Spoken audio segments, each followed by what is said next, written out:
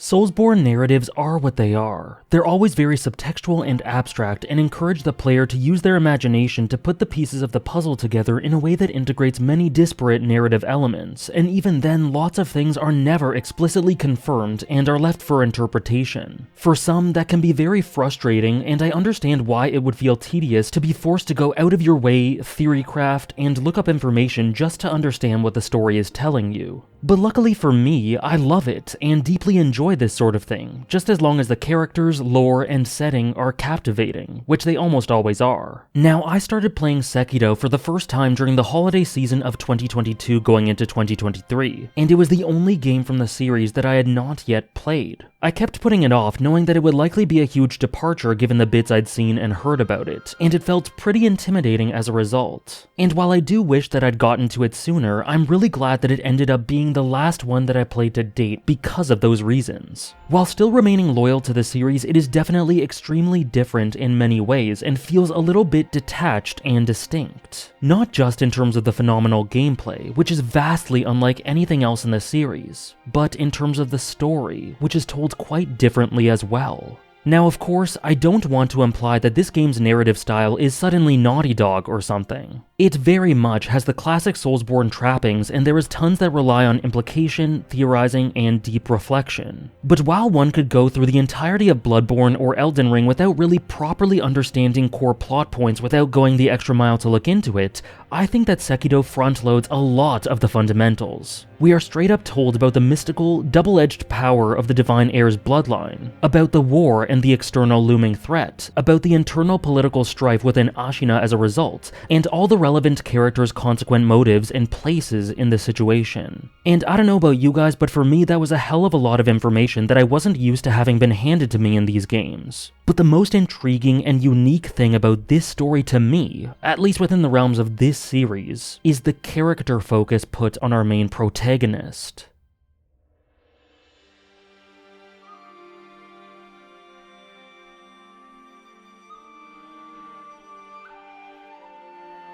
The wolf, also known as Sekiro, is quiet, reserved, and stoic.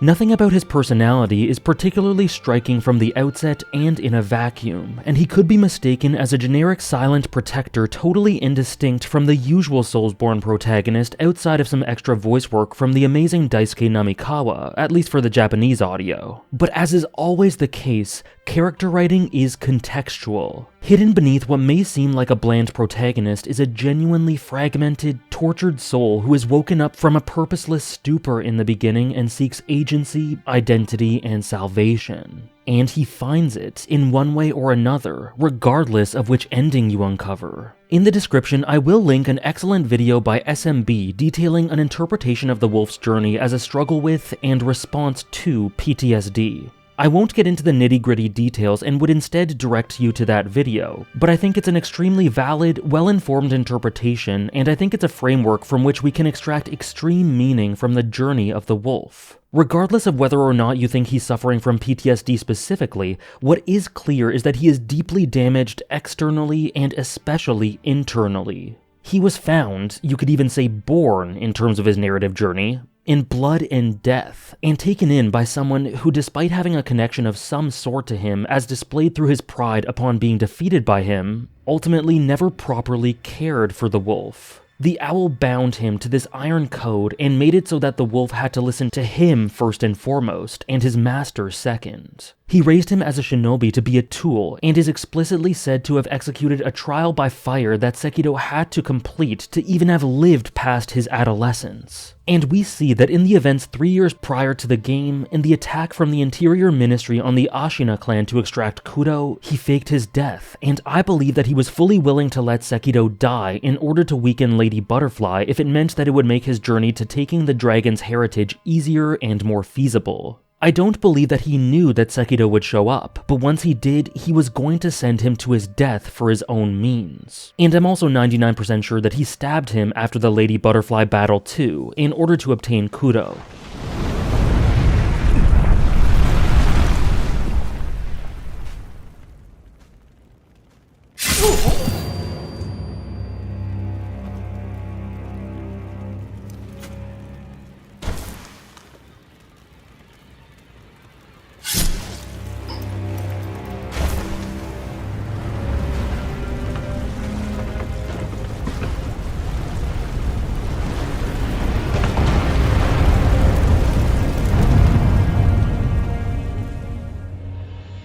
Some speculate about why the owl did not take the divine heir after this, but a theory I've seen that I personally agree with is that Kudo can likely only bestow his divine power by choice. It makes sense as to why Kudo is not taken, and the thematics tie everything together nicely as well for reasons we'll get to in a bit. But either way, after being stabbed, the wolf is bestowed the blessing of immortality by Kudo, branded as a traitor by Ashina at large for the attack despite it not being his doing, and left with no recollection of the traumatic events. And just as it was on the battlefield, he is once again left alone, aimless, wasting away.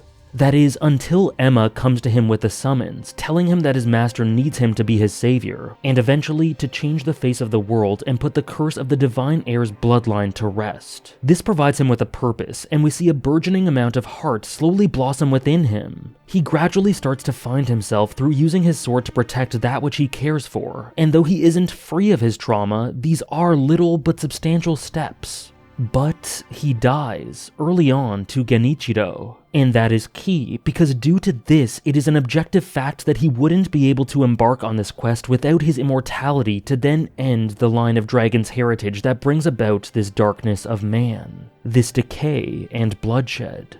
There are different types of immortality in Sekiro, but the one that is coveted by the owl is this one, rather than the type that Genichiro obtained through drinking the rejuvenating waters, which is implied to lead to mania and who knows what else. As we discussed, it is a possibility that Kudo was only able to bestow this blessing upon the wolf because he wanted him to have it, and that was the only way in which it can be passed on. Kudo sees in the wolf someone to confide in and trust. And this is key to understanding this journey, because through this framework, in all but the quote-unquote bad endings, Kudo's judgment is rewarded as the wolf follows through and is able to make a personal breakthrough by casting aside the cold and cruel iron code in service of his heart. His compassion and connections and care shine through here, and he is rewarded as a result. Now, of course, the divine power of the dragon is very much a double-edged sword that leads to stagnation, rot, and conflict, and the ultimate goal of Kudo is to eliminate it from the world, but as a means to a harmonious end,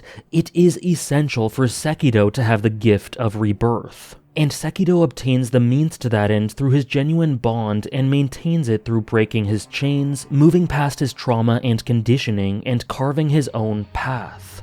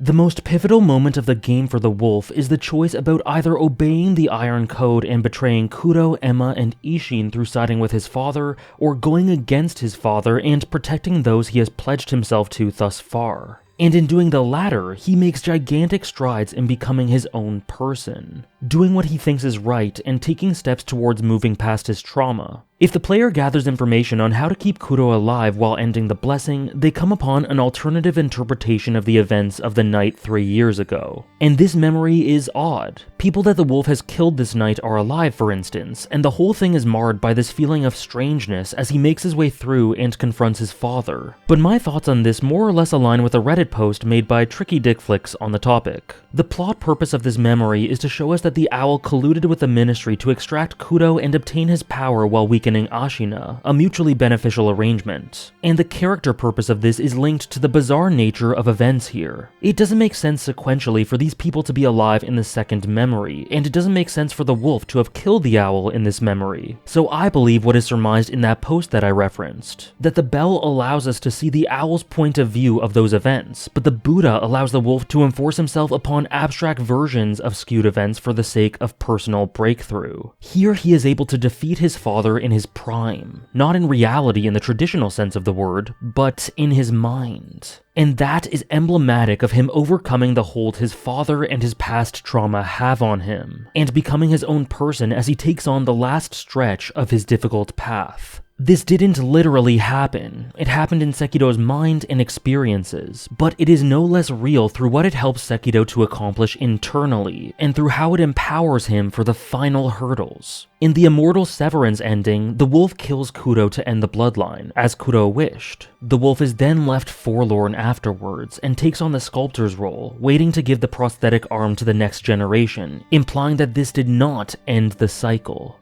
And this regression makes sense, as achieving this ending does not involve going back and killing the owl in his memory. In the Purification ending, the wolf sacrifices himself with courage and conviction, embodying his own personal wishes and ending his life on his own terms, although some think that this may not be as permanent as he hoped. In the Return ending, commonly thought of as the true one, Kuro is absorbed by the Divine Child, and they and the wolf go on a journey to put a stop to it once and for all. However, if he sticks with his father's code, the wolf ultimately embodies Shura, a demonic, sadistic entity of malice and spite, as literal an embodiment of the darkness and agony that trauma and abuse can bring about when not dealt with as anything else. Those who become Shura are taken hold of by a manic bloodlust, and the ending of Sekiro here, the deaths of Emma and Ishin and the pain of Kuro, and the devastation that this brings upon Ashina, is an external manifestation of what comes about through cycles of embedded, inflicted torment if the cycle is never broken. Destruction is inevitable and will always spring up again in this case.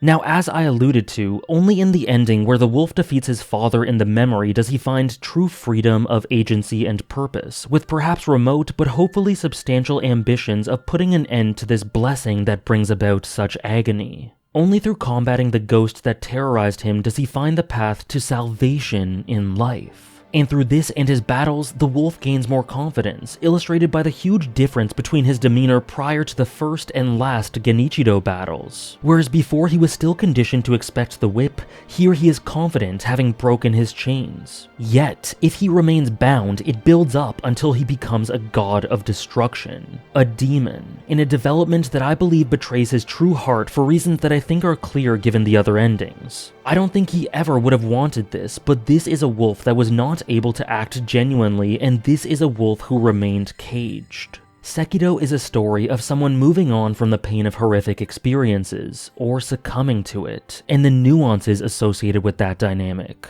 It can end in anguish, or it can end in a way that is as empowering for the wolf as it feels for the player when they take down Ishin. It will spell a quiet hush and the serene beginnings of a new, hopefully harmonious era, or it will mean that Ashina is razed to the ground through this devil born from pain.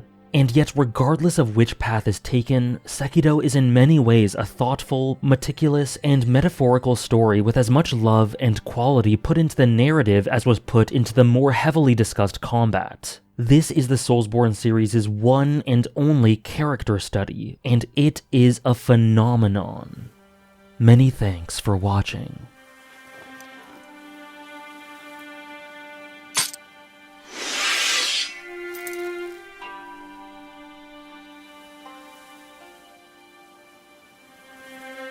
Final の節を成敗いたす。